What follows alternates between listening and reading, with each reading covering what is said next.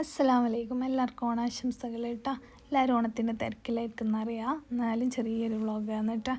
നമ്മുടെ നാട്ടിൽ ഇങ്ങനെ പല മതക്കാരുണ്ടായതുകൊണ്ട് നമുക്ക് ശരിക്കും ഒരു ഭാഗ്യം. നമുക്ക് അവരുടെ കൂടെ ആഘോഷിക്കാനും നമ്മൾ ആഘോഷത്തിൽ അവർക്ക് പങ്കെടുക്കാനെല്ലാം പറ്റുന്നല്ലേ.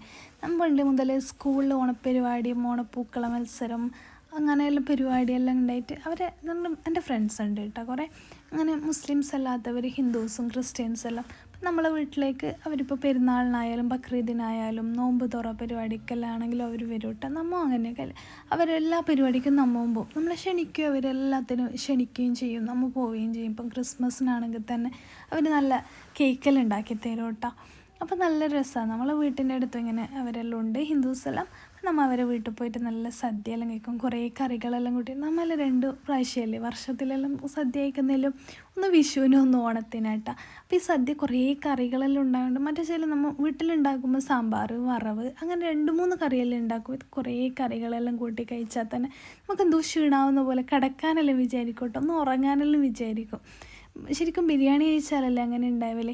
പക്ഷെ നമുക്ക് അങ്ങനെയല്ല, നേരെ തിരിച്ചാണ്. കുറേ കറി വയറ് നിറച്ച് കഴിക്കാനും പറ്റും. ചോറ് കുറച്ചാണെങ്കിലും കുറേ കറികൾ ഉണ്ടായതുകൊണ്ട് നല്ലോണം വയറ് നിറയും, പെട്ടെന്ന് വയറ് നിറയുന്ന പോലെ നമുക്ക് തോന്നും കേട്ടോ. അപ്പോൾ വയനാട് ഇങ്ങനെ പ്രശ്നമായതുകൊണ്ട് ദുരന്തം വന്നുകൊണ്ട് വലിയ പരിപാടികളൊന്നുമില്ല. അടുത്ത് ഇങ്ങനെ കുടുംബക്കാരെ വീട്ടിൽ മാത്രം അവർ പോയതാട്ടോ. വേറെ അടുത്തൊന്നും ഒരു പരിപാടിയില്ല. അല്ലെങ്കിൽ 2-3 ദിവസത്തെ പരിപാടിയെല്ലാം ഇവിടെ അടുത്തെല്ലാം ഉണ്ടാവും കേട്ടോ. അങ്ങനെ കളികളും മത്സരങ്ങളെല്ലാം ഉണ്ടാവലുണ്ട്. ഇപ്രാവശ്യം ഒന്നുമില്ല കേട്ടോ. നമ്മളെ മക്കളെല്ലാം ഇങ്ങനെയെല്ലാം വളർത്തിയാലുണ്ടല്ലോ അവർക്ക് എല്ലാ മതത്തിനെ കുറിച്ചിട്ട് അറിയാനും അവർക്കൊരു ബഹുമാനം ഉണ്ടാവും. അവർക്ക് അങ്ങോട്ടും ഇങ്ങോട്ടായാലും എല്ലാവർക്കും നല്ലൊരു രീതിയിൽ ജീവിക്കാൻ പറ്റും കേട്ടോ. ഇപ്പം കുറേ നാളായിട്ട് ഇതെല്ലാം മാറി വരുന്നുണ്ട്. മാറാതിരിക്കട്ടെ നമുക്ക്